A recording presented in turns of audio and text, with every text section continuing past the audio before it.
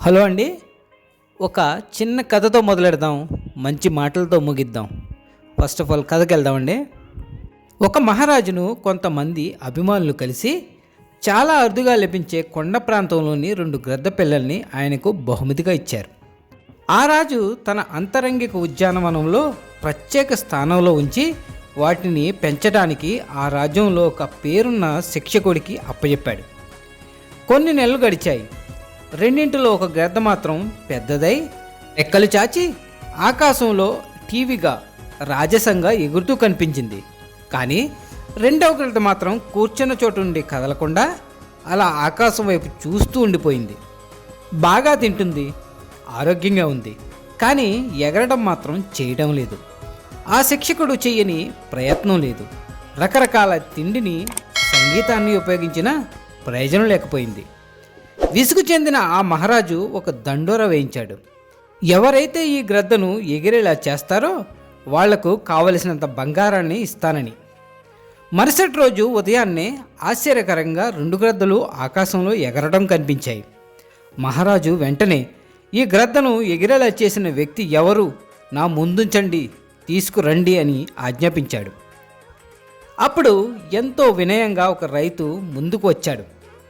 ఇంతకీ ఏం చేశావు, ఏంటా రహస్యం అని అడిగాడు మహారాజు. అప్పుడు రైతు, ఏం చేయలేదు మహారాజా, ఆ గ్రద్ద ఎప్పుడూ కూర్చుని ఆ చెట్టు యొక్క కొమ్మను నరికేశాను అంతే అని అన్నాడు. ఒక్కసారిగా నిశ్శబ్దం. మహారాజు పెదవులపై చిరునవ్వు. పెద్ద పెద్ద యుద్ధాలు, గ్రంథాలు కూడా నేర్పించని చిన్న పాఠం అది. మనిషి కూడా అంతే. తన కంఫర్ట్ పేరుతో, సేఫ్టీ పేరుతో తనకున్న కెపాసిటీని కూడా మర్చిపోతాడు. అసలు భద్రతను కోల్పోతేనే కదా మీకు రెక్కలు ఉన్నాయనే విషయం తెలుస్తుంది. మీరేమంటారు? ఇక జీవిత సత్యానికి వెళ్దామండి. దిగులు అనేది ఒక ఆకలితో ఉన్న ప్రాణి లాంటిది. దానికి ఎంత ఆహారాన్ని పెట్టినా కూడా తినేస్తుంది. అర్థమైందనుకుంటా. ఏ విషయాన్ని తెలుసుకోవాలన్నా ఆ విషయం మీద పూర్తిగా నమ్మకం ఉండాలి. అది మనకు ఎప్పుడు వస్తుందో అదే సంపూర్ణమైన భక్తి అవుతుంది. నమ్మకంతో గడిపేదే జీవితం. దాన్ని కోల్పోతే తర్వాత మన జీవితానికే అర్థం అనేది ఉండదు. గుర్తుంచుకోండి. మన జీవితాలకి మూలాధారమైనవి మన సంబంధాలే.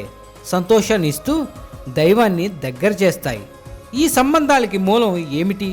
సేవ కాదు, సమన్వయమా కాదు, ఆపేక్షలా కాదు.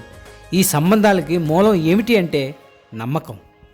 ఒక తుఫాను పోల్చగలిగేది ఎలాంటి ఇల్లునంటే ఏ ఇంటికైతే పునాదులు సరిగ్గా ఉండవో, అవునా? ఇంకా మీ వ్యక్తిత్వానికి పునాది మీ యొక్క ఆలోచనే, అలాగే మీ యొక్క దృష్టికోణం కూడా. ఒకే సంఘటనని ఒకే స్థలంలో ఒకే స్థితిలో మీరు మంచిగాను ఉండగలుగుతారు, అలాగే చెడ్డగాను ఉండగలుగుతారు. నిర్ణయం మీదే. ఈ ప్రపంచాన్ని మీరు ఎలా చూస్తారో మీకు అలానే కనిపిస్తుంది. గుర్తుంచుకోండి. ఎవరికైనా కష్టం కానీ బాధ కానీ కలిగిస్తే వారి మనసులోని మాట బయటకు రాదు. ఎవరికైనా గౌరవం ఇచ్చి బహుమానాలు ఇస్తే అప్పుడు వారి మనసులోని మాట ముందుకు వస్తుంది. అందుకే ఎవరిని కూడా బాధ పెట్టకూడదు. ప్రేమగా అడగాలి తనకి ఏం కావాలి అని. అప్పుడు అర్థమవుతుంది నిజానికి ఆ మనిషి యొక్క మనసులో ఏ ఉద్దేశం ఉంది అనేది. అర్థమైందనుకుంటా. పిల్లల యొక్క పెంపకంలో ప్రేమ అనేది ఎంత ప్రధానమవుతుందో క్రమశిక్షణ కూడా అంతే ప్రధానమవుతుంది. మంచి తిండి, అలాగే మంచి బట్టతో పాటు మంచి బుద్ధులు, మంచి అలవాట్లు కూడా నేర్పాల్సి ఉంటుంది. కానీ ఎప్పుడైతే తల్లిదండ్రులు తమ యొక్క సమస్యల్లో పూర్తిగా మునిగిపోతారో అప్పుడు పిల్లలకి మంచి అలవాట్లు నేర్పడం విస్మరిస్తారు. తాత్కాలికంగా ఈ లోకంలో కళ్ళు కప్పి అపరాధి తప్పించుకోవచ్చు, కానీ అతని యొక్క పాపాలు అతని వెంటాడటం మాత్రం మానవు. అతని యొక్క అంతరాత్మ అతన్ని కలవర పెడుతూనే ఉంటుంది. ఎవరి మనస్సే వారికి న్యాయస్థానం కాదంటారా? జీవితం ఎప్పుడూ తిరిగి అక్కడికే చేరుకుంటుంది ఎక్కడైతే ఒకప్పుడు మనం మొదలుపెట్టామో. అర్థమైందనుకుంటా. ఈ ఆకాశం నిరాకారమైనది. దానికంటూ ఒక ఆకారం అనేదే లేదు. ఆకాశం అనంతమైనది.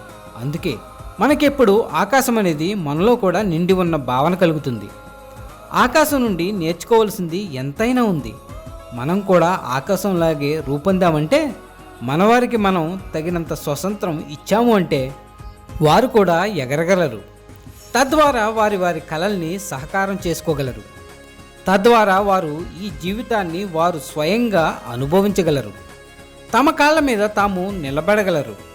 ఇంటికి దీపం ఇల్లాలు అని, ఆడపిల్ల పుడితే మహాలక్ష్మి పుట్టింది అని కొందరు ఇలా రకరకాలుగా చెప్తూ ఉంటారు, అవునా?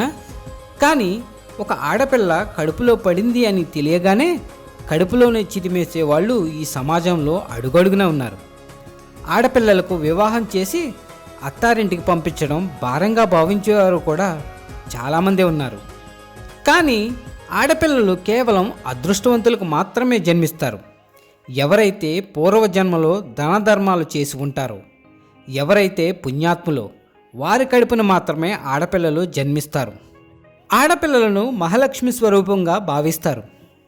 ఆడపిల్లల భారాన్ని సహించగలిగే ఇళ్లలో మాత్రమే ఆడపిల్లలు జన్మిస్తారు.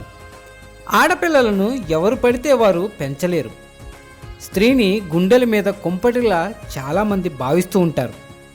ఎలాగైతే బంగారాన్ని, అలాగే వజ్ర వైడూర్యాలని ఎలాగైతే అందరూ కొనలేరో, అదేవిధంగా ఎవరు పడితే వారు ఆడపిల్లల్ని పెంచి పోషించలేరు కాదంటారా? కేవలం స్త్రీల వల్లే ఈ సృష్టి అంతా కొనసాగుతుంది. ఈ జగత్తుకి మూలం స్త్రీ అని మన పెద్దలు ఊరికే అనలేదు. ఒక స్త్రీ తల్లిగా మారటానికి తన యొక్క సర్వస్వాన్ని అర్పిస్తుంది. ఎప్పుడైతే ఈ ప్రపంచంలో ఆడపిల్లలు జన్మించడం ఆగిపోతుందో, అప్పటి నుండి ఈ విశ్వంలో మానవ జాతి కూడా అంతరించిపోతుంది. ఒక మగవాడిని వంశోద్ధారకుడు అని అంటారే కానీ, వంశాలను ముందుకు నడిపేది మాత్రం ఒక స్త్రీమూర్తి మాత్రమే. ఏ ఇంట్లో అయితే ఆడపిల్ల జన్మిస్తుందో ఆ ఇల్లు స్వర్గ సమానమవుతుంది. మగవాడు కేవలం వంశాన్ని మాత్రమే ఉద్ధరిస్తే, ఆడపిల్ల మాత్రం 2 కుటుంబాలను జీవన జ్యోతిగా మారుతుంది. పుట్టింట్లో తల్లిదండ్రుల బాధ్యతలు, మెట్టింట్లో అత్తమామల బాగోగులు కూడా సమర్థవంతంగా నిర్వహిస్తుంది. మన ఈ సమాజంలో ఆడపిల్లలకు చదువు ఎందుకు, తొందరగా పెళ్లి చేసి అత్తవారింటికి పంపించేస్తే సరిపోతుంది కదా అని ఆలోచనతో ఉంటారు. కానీ అలాంటి ఆలోచన ఆడపిల్లల భవిష్యత్తునే పాడు చేస్తుంది. ఆడపిల్లలు కూడా తమ జీవితంలో ఎన్నో సాధించాలని, తమ కలలు నెరవేర్చుకోవాలని అనుకుంటూ ఉన్నప్పటికీ వారి కలలు ఎప్పటికీ కూడా కలలుగానే మిగిలిపోతూ ఉన్నాయి, అవునా? ఆడపిల్లల కలలను సహకారం చేసే బాధ్యత వారి యొక్క తల్లిదండ్రుల మీదే ఉంటుంది. వారి జీవితంలో ఏం కోరుకుంటున్నారో అది ఇవ్వటం తల్లిదండ్రులుగా వారి యొక్క కర్తవ్యం. ప్రతి తల్లిదండ్రులు ఈ విషయాన్ని మాత్రం ఎప్పటికీ మర్చిపోకండి. ఒక మగవాడి కంటే కూడా తల్లిదండ్రుల గురించి ఒక ఆడపిల్ల ఎక్కువగా ఆలోచిస్తూ ఉంటుంది. అందుకే కంటే కూతుర్నే కనాలి అని మన పెద్దలు ఊరికే అనలేదు, గుర్తుంచుకోండి. ఆడపిల్లలు ఏ ఇంట్లో అయితే జన్మిస్తారో ఆ ఇల్లు లక్ష్మితో కలకలలాడుతుంది. ఏమంటారు? ఏదేమైనా సర్వే జన సుఖినో భవంతు. మళ్ళీ వచ్చే వారం కలుద్దాం మరిన్ని మంచి మాటలతో. Signing off Venkat. Thank you.